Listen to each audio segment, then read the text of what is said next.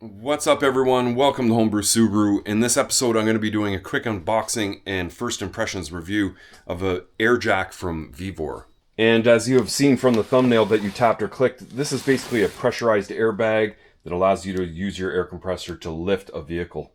We're just going to dig right into this thing. It was not a donation. It is not sponsored on this video. This is something that I purchased with my own money to replace my old rolling floor jack. It looks like things danced around in the box quite a bit because this plate has shifted around, and I mean, it's quite heavy.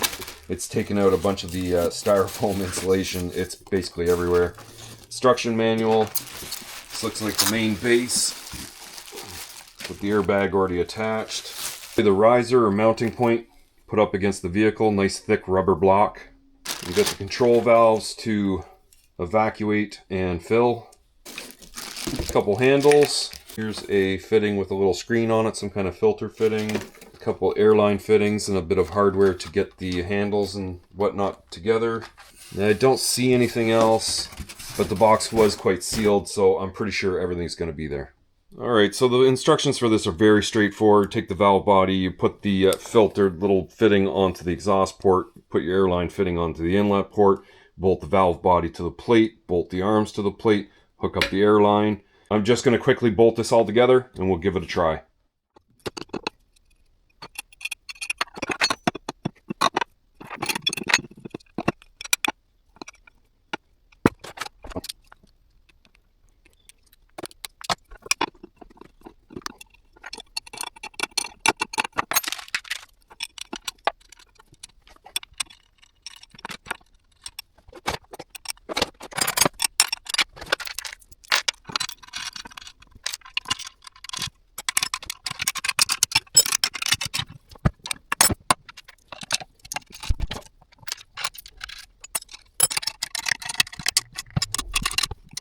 Now that I have it all bolted together, I did go ahead and just use my own hardware. This hardware they supplied, I mean, Phillips screw heads into nylock nuts. Are you kidding me?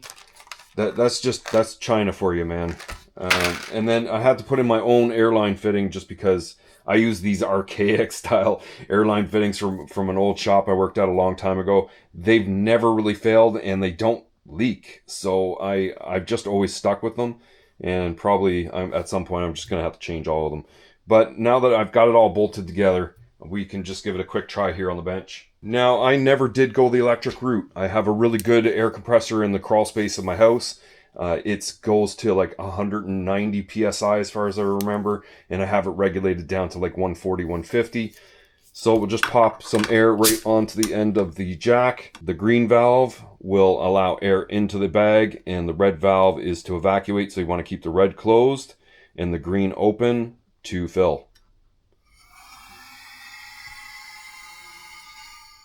And with that valve, I mean, you have ultimate control of how much air is going in and how fast it goes in. Now, as far as I've read, these will handle up to 145 psi, so I shouldn't really worry about putting too much air into it. And I can still feel some bulge in the bag there, so that looks like it's max. And there might even be a pressure relief valve somewhere.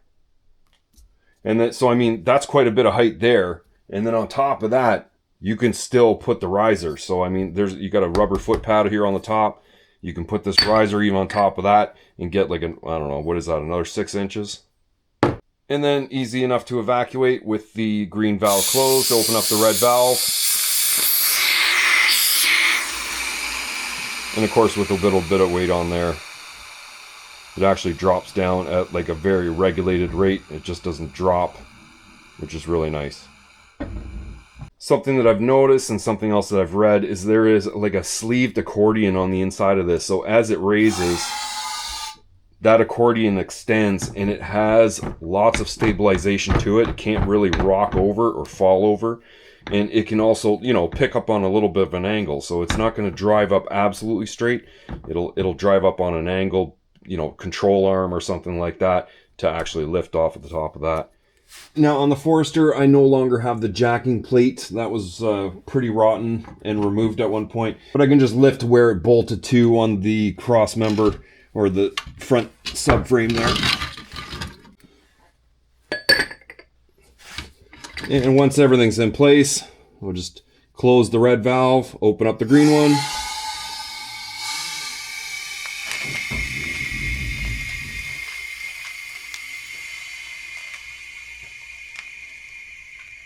And of course, with the Forester lifted, I mean, it's got a ton of suspension travel, and I'd have to jack up from somewhere else to get to the level that I want. Or I can always put a little, a wooden block pad underneath of this to get a little bit more lifting height. And then just lower back down, open up that valve.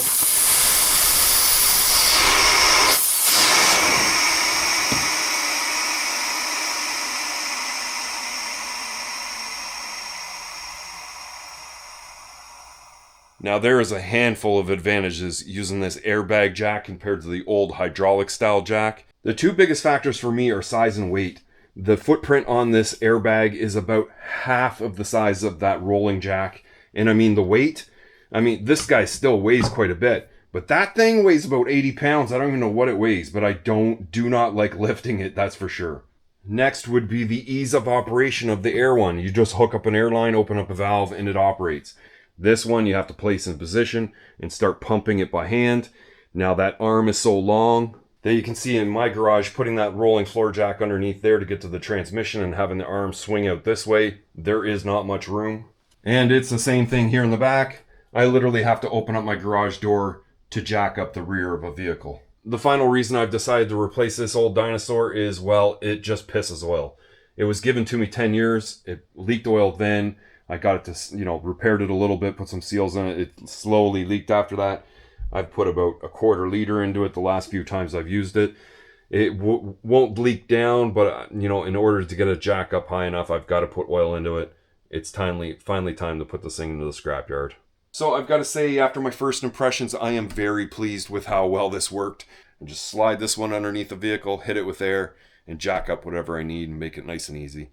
If you like this video and you got a little something out of it, make sure to like, share, and subscribe. And I'll see you in the next one.